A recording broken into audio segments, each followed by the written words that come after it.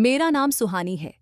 शादी से पहले मैं एक गरीब परिवार से थी और गांव में रहती थी। मैंने सरकारी स्कूल से 10वीं तक पढ़ाई की थी। मैं बहुत सुंदर नहीं थी, लेकिन साधारण दिखती थी। घर की सबसे बड़ी बेटी होने के कारण मेरे माता-पिता मेरी शादी जल्दी करना चाहते थे। हमारे गांव में लड़कियों की शादी जल्दी कर दी जाती है।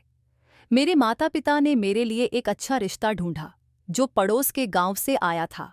वह लड़का गांव का ही था, लेकिन उसकी नौकरी कतर में थी और वह अच्छी कमाई कर रहा था। वह पढ़ा लिखा भी था, इसलिए मेरे परिवार को रिश्ता पसंद आया। मेरी भी इच्छा थी कि मेरी शादी किसी पढ़े लिखे व्यक्ति से हो, जो पूरी हो गई। मेरे होने वाले पति आदित्य कई सालों से कतर में काम कर रहे थे। वे अपने परिवार के सबसे बड़े बेटे थे और उनके 3 छोटे भाई बहन थे। उनके पिता का देहांत पहले हो चुका था, लेकिन उनकी मां अभी भी थीं। हमारा रिश्ता फोटो देखकर तय हुआ था। आदित्य कतर में थे, इसलिए बार बार आ नहीं सकते थे। उनके परिवार की शर्त थी कि वे शादी के समय ही भारत आएंगे। मेरे पिता के एक दोस्त ने यह रिश्ता करवाया था, इसलिए आदित्य मेरे लिए अनजान थे। दोनों परिवारों की सहमति से हमारा रिश्ता पक्का हुआ और कुछ दिनों बाद हमारी शादी हो गई। शादी की पहली रात जब मैं अपने पति से मिली, तो मुझे उनका व्यवहार बहुत अच्छा लगा। मेरे ससुराल का घर छोटा था, लेकिन मेरे पति की कमाई अच्छी थी। मेरी माँ ने मुझे समझाया था कि घर से ज्यादा लड़के की कमाई मायने रखती है। मैंने भी यह बात मान ली थी। शादी के 4 दिन बाद ही मेरे पति ने कतर वापस जाने की तैयारी शुरू कर दी, जिससे मुझे बहुत दुख हुआ। मुझे पता था कि आदित्य कतर में काम करते हैं, लेकिन इतनी जल्दी जाने की बात से मैं हैरान थी। मैंने सोचा था कि वे कुछ समय यहाँ रुकेंगे और हम एक दूसरे को ठीक से जान पाएंगे, लेकिन ऐसा नहीं हुआ। जब मैंने आदित्य से कहा कि मैं उनके बिना यहाँ कैसे रहूंगी, तो उन्होंने बताया कि उनकी कंपनी ने छुट्टियां रद्द कर दी हैं और उन्हें तुरंत वापस बुलाया है। उन्होंने मुझे समझाया कि यह उनकी नौकरी के लिए जरूरी है। आदित्य ने बाजार से 15-20 किलो फिटकरी लाकर मुझे अपने सामान में रखने को कहा। मैं हैरान थी और उनसे पूछा कि इसका क्या करेंगे। आदित्य ने बताया कि कतर की औरतें फिटकरी का कुछ और इस्तेमाल करती हैं और वहां इसकी बहुत ज्यादा कीमत है। मैं यह सुनकर हैरान रह गई और समझ गई कि हर जगह की अपनी जरूरतें होती हैं। आदित्य ने मुझसे वादा किया कि वे जल्द ही मुझे अपने पास बुला लेंगे। उनके जाने के बाद मेरी नंदों ने मुझ पर नजर रखनी शुरू कर दी। मेरी सास बीमार रहती थीं, इसलिए ज्यादातर अपने कमरे में ही रहती थीं। मेरी ननदों को मेरे आंसू दिखावा लगते थे। आदित्य मुझसे फोन पर बात करते और कहते कि उन्हें मेरी बहुत याद आती है। एक दिन उन्होंने मुझे खुशखबरी दी कि वे मुझे कतर बुला रहे हैं और सभी कार्यवाही पूरी हो गई है। यह सुनकर मैं बहुत खुश हुई, लेकिन मेरी नंदों के चेहरे पर जलन दिखने लगी, क्योंकि वे भी चाहती थीं कि उनका भाई उन्हें भी कतर बुला ले। मैंने अपनी ननदों को नजरअंदाज कर जल्दी से अपनी जाने की तैयारी शुरू कर दी। मैंने आदित्य से पूछा, क्या आपके लिए यहाँ से कोई सामान लेकर आऊं? आदित्य ने कहा, तुम मेरे लिए 20 किलो फिटकरी लेकर आना। यह सुनकर मैं फिर से हैरान रह गई। कुछ समय पहले ही आदित्य 15-20 किलो फिटकरी लेकर गए थे। अब फिर से 20 किलो फिटकरी की मांग बहुत ज्यादा थी। मेरा खुद का सामान भी काफी था। ऊपर से 20 किलो फिटकरी की वजह से मुझे ज्यादा वजन के पैसे चुकाने पड़े थे। मैं सोचने लगी, पता नहीं इतनी सारी फिटकरी का कतर की औरतें क्या करती हैं। कतर पहुंचने के बाद एयरपोर्ट पर आदित्य को देखकर मेरी खुशी का ठिकाना नहीं रहा। लेकिन आदित्य ने मुझसे मिलने के बजाय पहला सवाल यही पूछा, क्या तुम फिटकरी लेकर आई हो? उनकी यह बात सुनकर मेरा दिल टूट गया। उन्हें मुझसे मिलने से ज्यादा फिटकरी की चिंता हो रही थी। मैंने चुपचाप फिटकरी से भरा थैला निकालकर उन्हें दे दिया। वापसी पर उनके पास बहुत सारे पैसे थे। आदित्य मुझे अपने फ्लैट पर लेकर गए और बहुत प्यार से पेश आए। कुछ समय बाद जब मैंने फिर से फिटकरी का जिक्र किया, तो आदित्य ने बताया कि कतर की औरतें फिटकरी को बहुत ऊंचे दामों पर खरीदती हैं। उन्होंने मुझे अपने पास बुलाने के बाद 2 महीने तक बहुत अच्छा समय बिताया, लेकिन फिर उन्होंने कहा कि अब मुझे वापस भारत जाना होगा क्योंकि यहाँ के खर्चे बहुत ज़्यादा हो गए हैं और पैसे बच नहीं रहे हैं। ये सुनकर मैं हैरान रह गई और कहा, आपके बिना मेरी वहाँ कोई जिंदगी नहीं। मैंने सब रिश्तेदारों से कह दिया है कि अब मैं हमेशा आपके साथ कतर में ही रहूंगी। आदित्य ने समझाया कि उन्हें अपने परिवार का भी खर्च उठाना है और मेरी वजह से सारे पैसे खर्च हो जाते हैं। मैंने गुस्से में कहा कि अगर ऐसा है तो मैं भी यहाँ पर कोई नौकरी कर लूंगी और अपना खर्च खुद उठाऊंगी। आदित्य ने मेरी बात को मजाक समझा। मैंने आसपास के फ्लैट वालों से बात की और कुछ घरों में काम ढूंढ लिया। कई भारतीय परिवारों ने मुझे काम पर रख लिया। मुझे 3-4 घरों में एक साथ काम करने का मौका मिल गया था। मुझे अच्छे पैसे मिलने लगे जिससे मैं आदित्य के साथ रह सकती थी। मैंने आदित्य को बताया कि मुझे खाना बनाने और सफाई करने का काम मिल गया है। यह सुनकर आदित्य हैरान रह गए और कहने लगे कि वे मुझे दूसरों के घर काम करने की इजाज़त नहीं दे सकते। मैं जोर जोर से रोने लगी। आखिरकार आदित्य ने मुझे काम करने की इजाज़त दे दी। मेरी खुशी का ठिकाना नहीं रहा क्योंकि अब मैं आदित्य के साथ हमेशा रह सकती थी। अगले दिन आदित्य ने कहा कि अगर तुम्हें काम समझ में आए तो ही करना, वरना ज़रूरत नहीं है। मैंने उनसे कहा कि मैं सब कुछ संभाल लूंगी। काम के दौरान मैंने देखा कि कतर के घरों में बहुत सारी फिटकरी रखी हुई थी। मुझे याद आया कि आदित्य भी बहुत सारी फिटकरी लाए थे। मुझे समझ में नहीं आया कि यहाँ की औरतें फिटकरी का क्या करती हैं। किचन में काम करते समय मैंने देखा कि हर घर में फिटकरी का ढेर लगा होता था। इस अनुभव से मुझे पता चला कि कतर में भारतीय खाने और घरेलू काम के लिए हमारी बहुत मांग है। मैंने यहीं रहकर काम करने का फैसला कर लिया था और आदित्य भी इस बात से सहमत हो गए थे। अब मैं खुश थी कि मैं आदित्य के साथ रह सकती हूँ और साथ ही आत्मनिर्भर भी बन सकती हूँ। अब मेरे मन में एक अजीब सा जिज्ञासा जाग उठा था कि आखिर यह सब क्या है। भारत में तो मैंने ऐसा कुछ नहीं देखा था। मुझे खाना बनाते हुए थोड़ी ही देर हुई थी कि एक औरत किचन में आई और उसने फिटकरी का टुकड़ा निकाला और एक बर्तन में पानी लिया।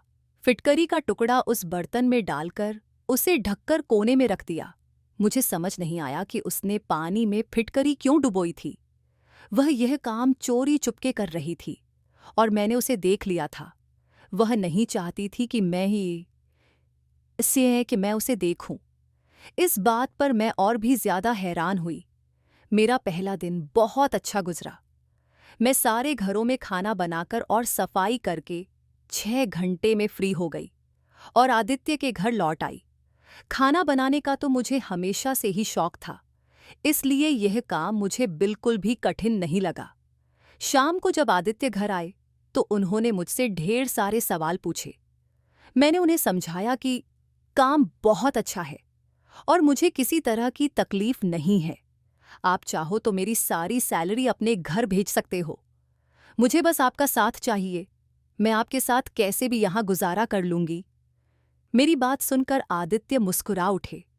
आखिर यह सब मैं उनके साथ रहने के लिए ही तो कर रही थी। आदित्य रात के खाने के बाद मुझे बाहर घुमाने के लिए ले गए। जब से मैं कतर आई थी, यह पहली बार था कि वह मुझे बाहर लेकर गए थे। उनके साथ बाहर घूमने में मुझे बहुत सुकून मिल रहा था। अब तक तो मेरे सिर पर यही टेंशन थी कि कहीं मेरे पति मुझे यहाँ से वापस न भेज दें। वह मुझे एक बड़े मॉल में शॉपिंग के लिए लेकर गए। इस रंगीन दुनिया में पहुंचकर मैं खुश हो गई थी। मॉल में बड़ी बड़ी सोने की दुकानें थीं और हर औरत ने ढेर सारा सोना पहना हुआ था।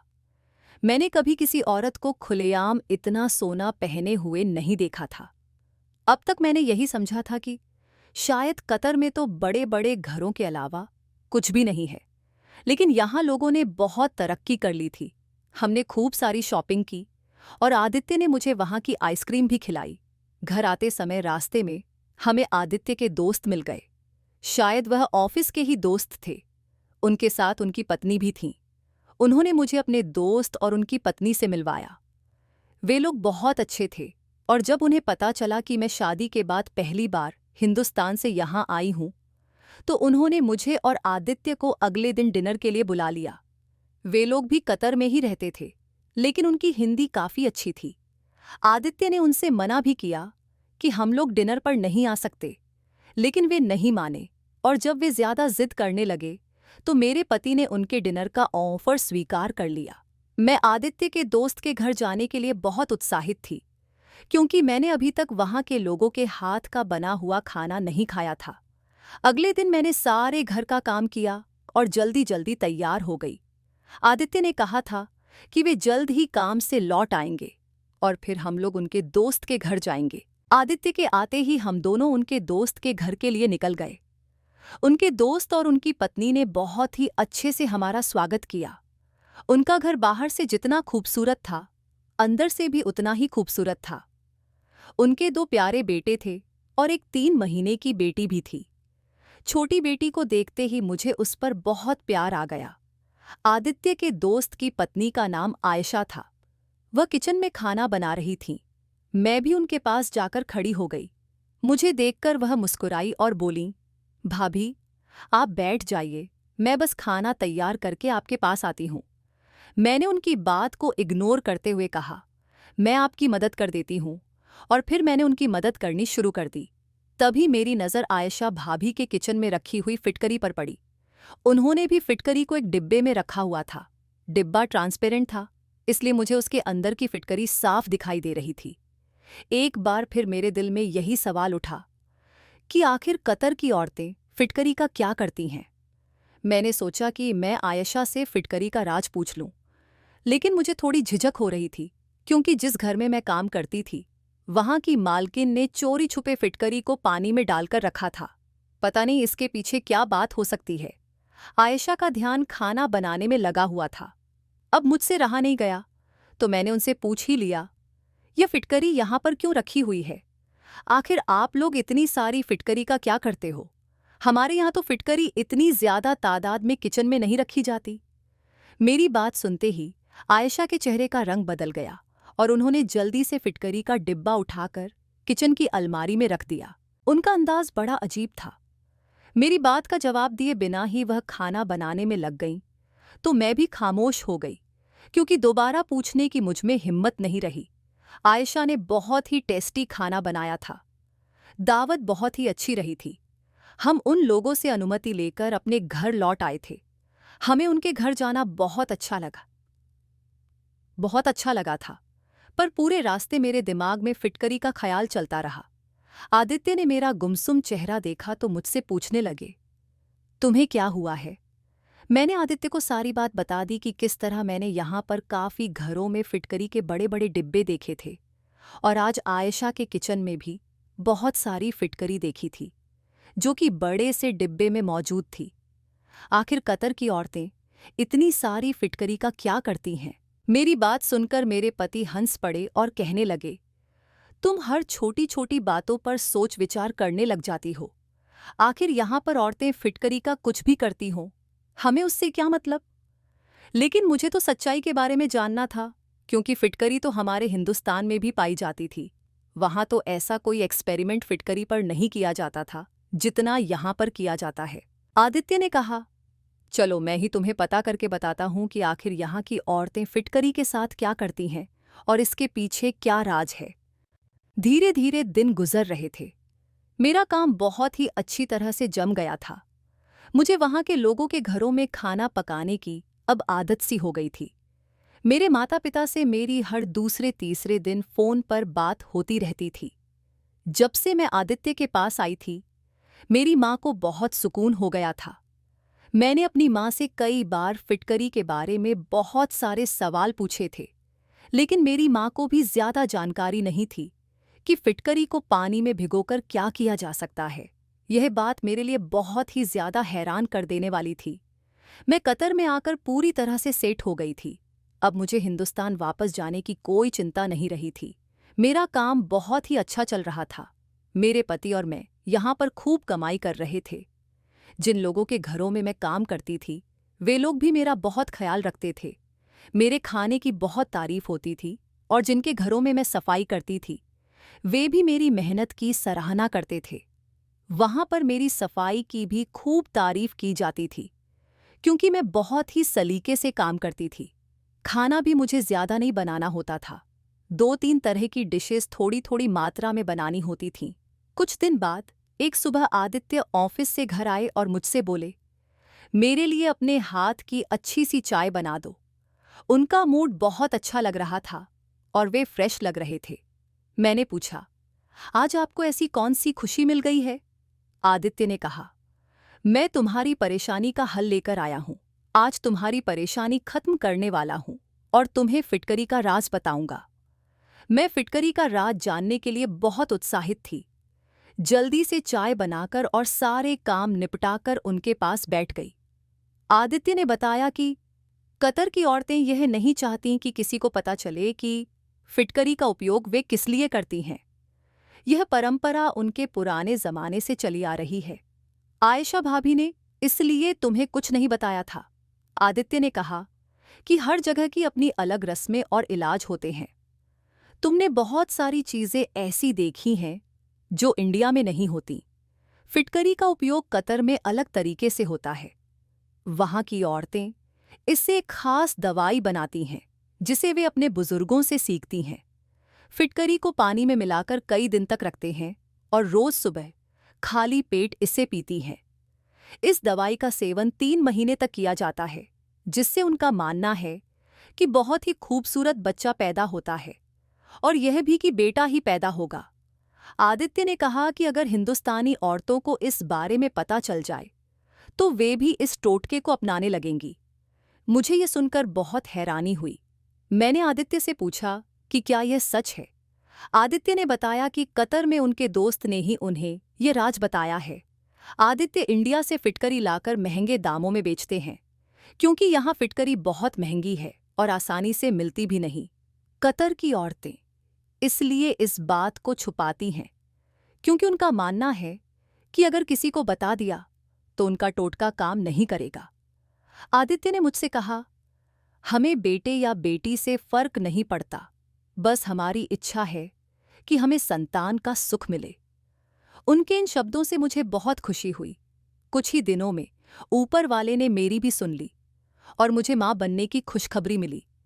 मैंने एक बेटे को जन्म दिया, जबकि मैंने कोई भी टोटका या दवाई नहीं की थी।